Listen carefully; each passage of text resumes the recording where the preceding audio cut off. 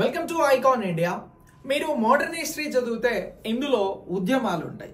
ఎవరికి వ్యతిరేకంగా జరిగినటువంటి ఉద్యమాలు ఇవి అని అంటే బ్రిటిషర్స్ పాలనకి వ్యతిరేకంగా జరిగినటువంటి ఉద్యమాలు.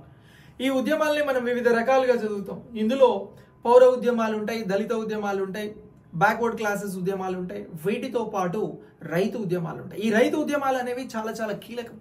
బ్రిటిష్ వారు భారతదేశానికి వచ్చి పన్ను వసూలు చేయడం మొదలుపెట్టిన తర్వాత భారతదేశ రైతులను వేధించడం మొదలుపెట్టారు. సో ఏ విధంగా వేధించారు అని అంటే ఇక్కడ అధికంగా శిస్తు విధించి ట్యాక్స్ కలెక్ట్ చేస్తూ ఫార్మర్స్ని ఇబ్బంది పెట్టారు. సో ఇలా ఇబ్బంది పెడుతున్నటువంటి క్రమంలోనే ఇండిగో తిరుగుబాటు అనేది బ్రిటిష్ వారికి వ్యతిరేకంగా రావడం జరిగింది. ఈ బ్రిటిష్ వారికి వ్యతిరేకంగా ఇండిగో తిరుగుబాటు ఎప్పుడు వచ్చింది అని అంటే ఇది 1859 నుంచి 60 మధ్యన రావడం జరిగినది.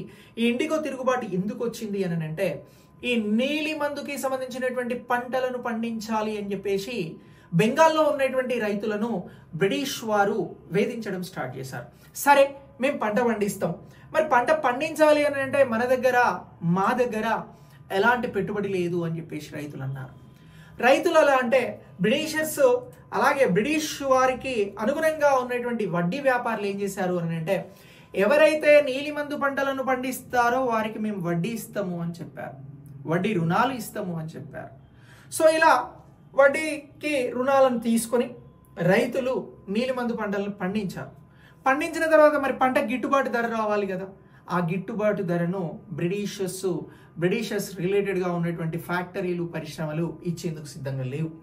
సో దీనితో రైతులు పండించిన పంటకి లాభాన్ని పొందలేక, అలాగే తీసుకునేటువంటి రుణాలకి అధిక వడ్డీలను కట్టలేక తీవ్రమైనటువంటి ఇబ్బందులను ఎదుర్కోవడం జరిగింది. ఈ ఇబ్బందుల్లో నుంచి వచ్చినటువంటిదే ఇండిగో తిరుగుబాటు, ఇండిగో రివోల్ట్.